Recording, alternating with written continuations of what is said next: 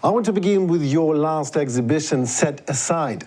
As it is described on your website, it is an art installation that consists of a selection of 22 bullet and shrapnel-riddled wooden planks retrieved from destroyed houses in different war-torn regions of Ukraine.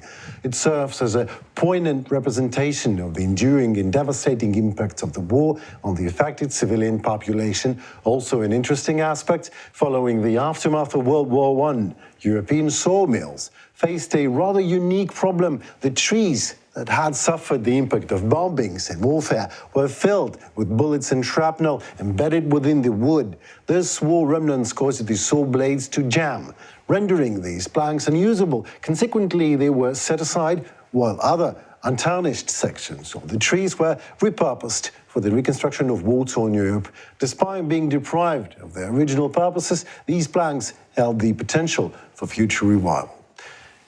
My question to you: why these wooden planks? Why 22? Talk us more about your art representation. This is an art representation and manifestation, isn't it? So why this?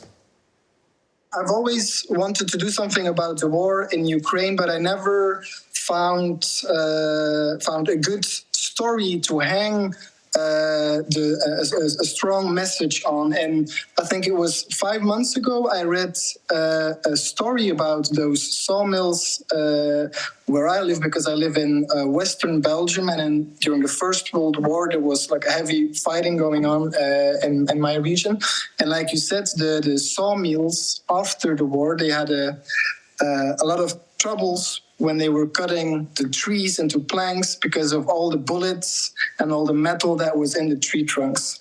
And when I heard the story about like those planks that were set aside because they were damaged by the war, and also the fact that they lost their purpose because they, in a normal world, they would have become a table or a wall or a floor, but because of that, because of the war, because the fact that they got damaged, they were robbed of their purpose.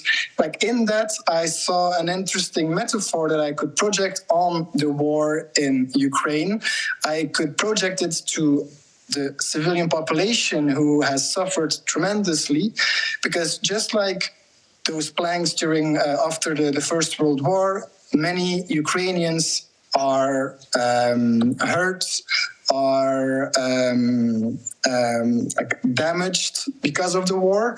And just like many other people, Ukrainians, they also had dreams and aspirations. For example, if you wanted to run a marathon and all of a sudden, because of a Russian rocket, you lost both of your legs, well, that's basically a good example of a situation where you lose your purpose. And just like those planks, you are set aside until, you can find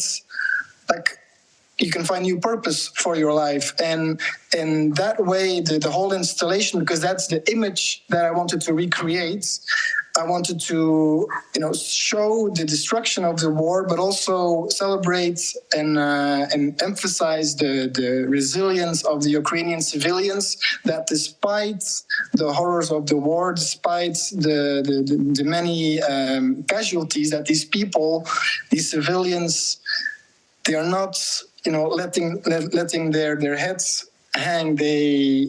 Even though they are set aside for a little bit, they will continue, and they will continue to find new purpose in their life.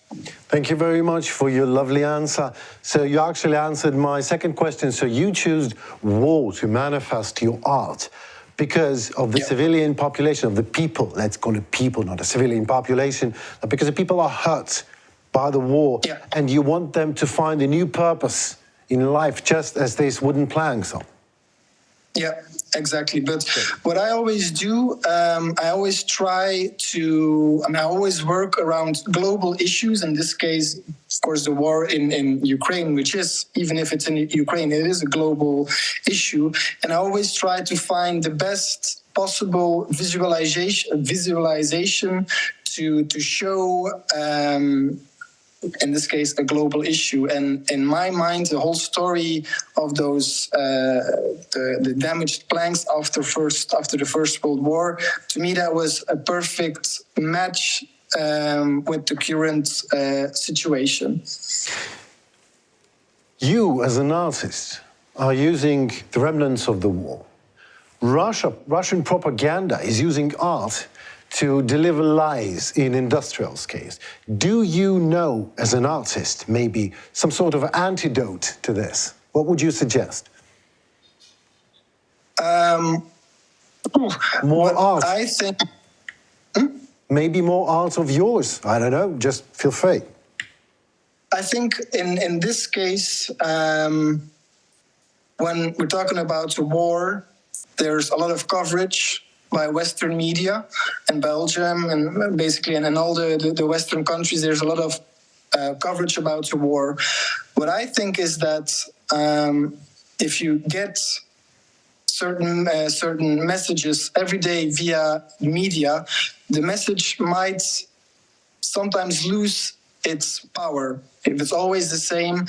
And I think what art can do, it can touch people via an indirect way. If you, for example, I went to the Ukrainian house in Kiev when I was there, a beautiful exposition filled with art by Ukrainian artists who all, in their way, in an indirect way, show to war. And I think the power of art in a war situation is that you can show and get a message across in an indirect way by communicating with the inner self on a deeper level, not by watching the TV news and seeing the world like in a more direct way, which is of course also very important.